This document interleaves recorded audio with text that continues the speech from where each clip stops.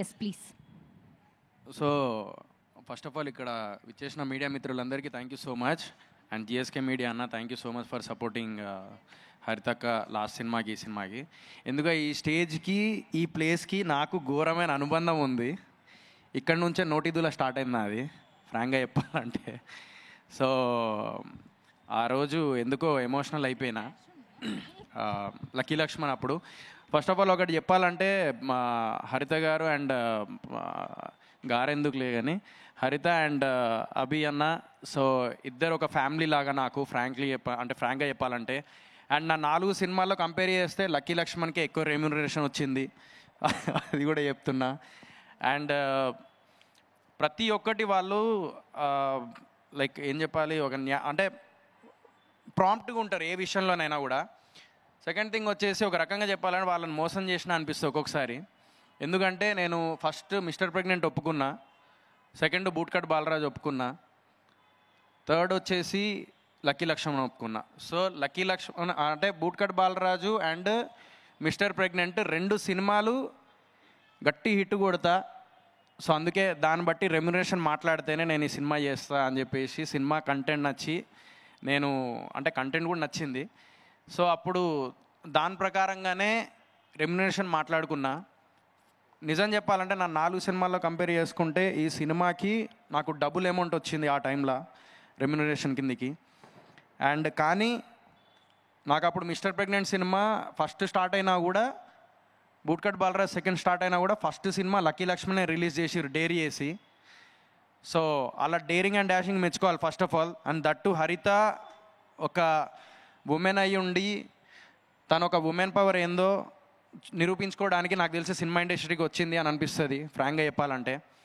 And ఇదే stage మీద pre release event అప్పుడు నేనేదో నాకు కొంచెం ఎమోషనల్ అయిపోయినా అప్పుడు లక్కీ లక్ష్మణ్ అప్పుడు లైక్ ఇంటికి వచ్చి కొడతా అది అని చెప్పి ఏదో చెప్పేసిన అది. సో అక్కడ ఒక వర్డ్ యూజ్ చేసిన, అది ఒక నా కొడుకల్లారా అది ఇది అని చెప్పి వర్డ్ యూజ్ చేసిన. దానికి ఇదే స్టేజ్ మీద మళ్ళీ సారీ చెప్తున్నా మీరు ఫీల్ అయినందుకు. ఎందుకంటే బేసికల్లీ నార్మల్గా అందరూ యాక్టర్స్ అందరు బేసికల్లీ స్టేజ్ మీదకి వచ్చేసరికి లేదంటే కెమెరా ముందు రాగానే ఆలోచించి మాట్లాడతారు. నేనేందంటే బేసికల్లీ మీలో ఒకలాగా మాట్లాడతా, అది నాకు రివర్స్ కొట్టేస్తుంది నాకు ఎప్పుడు. సో నేను ఒరిజినల్గా ఉంటా. నేనైతే బిగ్ బాస్లో అంటే రియాలిటీ షోలో ఎట్లున్నానో ఆ రియాలిటీ షో నా క్యారెక్టర్ ఏందో నేను బయట కూడా అంతే, నాకు అనిపించింది నేను చెప్పేస్తా.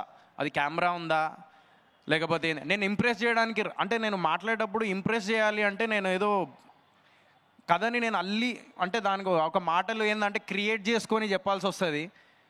న్యాచురల్గా చెప్పేది ఏంటంటే అది ఇండస్ట్రీలో యాక్టర్స్కి చాలామందికి ఏంటంటే న్యాచురల్గా ఏదైనా మాట్లాడదాము మనకు అనిపించింది మాట్లాడదామంటే భయపడే సిచ్యువేషన్లో ఉన్నాం. ఎందుకంటే ఎప్పుడు ఏం మాట్లాడితే ఎక్కడ దాన్ని కట్ చేసి అక్కడి వరకే కట్ చేసేస్తారని ఒక భయం క్రియేట్ అయింది. సో ఇదే స్టేజ్ మీద నేను ఆ రోజు చెప్పడం వల్ల కొంచెం నెగిటివ్ అయింది, అదంతా అయిపోయింది ఆ టైంలో లక్కీ లక్ష్మణ్ టైంలో. సో ఇదే స్టేజ్ మీద మళ్ళీ నేను సారీ చెప్తున్నా.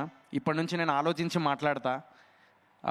సో మాట్లాడేటప్పుడు ప్రతి మాట రేపటి రోజున అరే నాకు ప్లస్ అవుతుంది అని చెప్పేసి ఆలోచించుకొని మాట్లాడతా ఇక.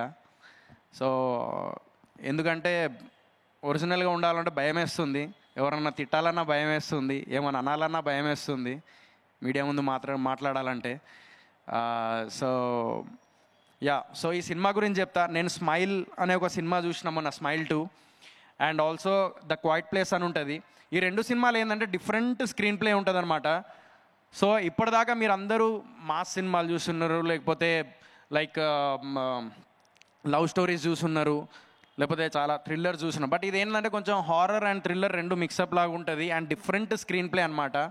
అంటే తెలుగు సినిమా ఇండస్ట్రీలో ఇప్పుడు ఈ మధ్యకాలంలో ఇలాంటి స్క్రీన్ ప్లే అయితే నాకు తెలిసి ఎవరు చేయలేదు. ఇది స్క్రీన్ ప్లే ఓరియంటెడ్ సబ్జెక్ట్, ఇది ఫియర్ అనే సినిమా. సో December 14th మీరు అందరు థియేటర్లో చూడండి, ఒక కొత్త ఎక్స్పీరియన్స్ ఉంటుంది. అంటే ఇప్పటిదాకా మీరు చూసిన సినిమాలన్నిట్లలో కొంచెం డిఫరెంట్గా ఉంటుంది. అంటే నేను చెప్తున్నా కదా, లైక్ క్వైట్ ప్లేస్ కానీ లేకపోతే మీరు లైక్ స్మైల్ 2 కానీ ఇది చూసినప్పుడు నాకు హరిత ఫియర్ అనే సినిమా చూసినప్పుడు నాకు అదే గుర్తొచ్చింది. సో డెఫినెట్లీ ఈ సినిమా మంచి విజయం సాధించాలని మనస్ఫూర్తిగా కోరుకుంటున్నాను. అండ్ ఆల్సో వీళ్ళిద్దరూ చాలా మంచి వ్యక్తులు, వీళ్ళు హరిత అండ్ అభి అన్న. నిజంగా చెప్తున్నా, they are very genuine and daring and dashing. ఏ సినిమా ఏమైనా కూడా వాళ్ళు ముందు అంటే ఒకటే అన్నారు, అరే మన ప్రయత్నం మనం చేసుకుంటే వెళ్ళిపోతాం అంతే, అది హిట్టా ఏంది అనేది ప్రేక్షకులు చూసుకుంటారు. బట్ మన ప్రయత్నం అనేది మన ఇష్టంతో చేస్తే ఏదైనా రేపటి రోజున అవ్వచ్చు. అండ్ లక్కీ లక్ష్మణ్ కూడా థియేటర్లో నడవకపోయినా కూడా ఓటీటీలో బాగా కలెక్ట్ చేసింది. అండ్ ఆల్సో హిందీలో అయితే ఇంకా మంచి పేరు తీసుకొచ్చింది లక్కీ లక్ష్మణ్. ఇప్పటికి కూడా ఫేస్బుక్ ఓపెన్ చేసినా లేకపోతే ఏదైనా ఓపెన్ చేసినా లక్కీ లక్ష్మణ్ ఎక్కడో ఒక ఇది వస్తుంది, అదే లైక్ పోస్ట్లు అవి వస్తూ ఉంటాయి. అండ్ అంటే లైక్ ఆండ్రూ సార్ డార్లింగ్ అనే సినిమా ప్రభాస్ గారితో చేసిన ఆండ్రూ సార్ దీనికి డిఓపి.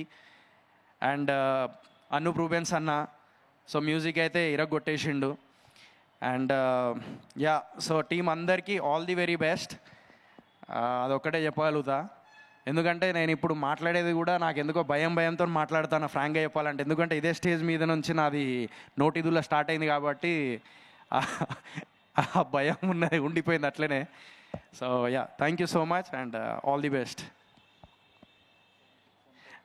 అండ్ టికెట్ ఎంత అన్న? టికెట్ ఎంత చెప్పు? 150.00. ఈరోజు అదే నా వాట్సాప్ స్టేటస్ కూడా. మా టికెట్ 1500 కాదు, 150. సో ఎంత ఒకళ్ళ బదులు 10 మంది వెళ్ళొచ్చు మా సినిమాకి. ఓకే, ఎంత? 150యా? కాదు, రిక్లైనర్ నీది 250. 250 వచ్చింది.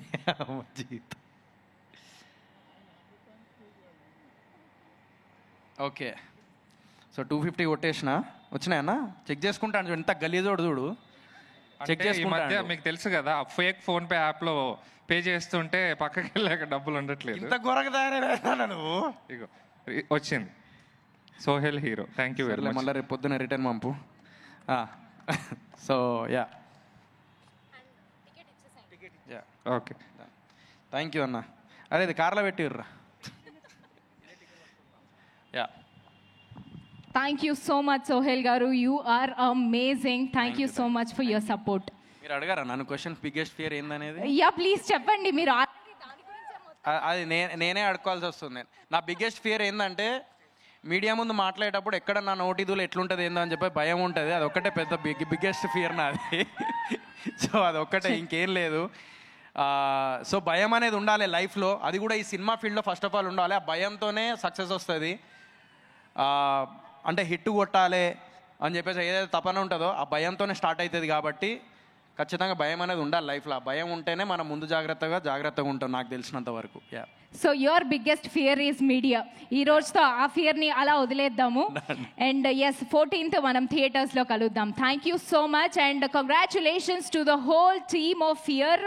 On 14th December we gonna hit the theatres. దయచేసి అందరినీ థియేటర్కి వచ్చి సినిమా చూడవలసిందిగా రిక్వెస్ట్ చేస్తున్నాము.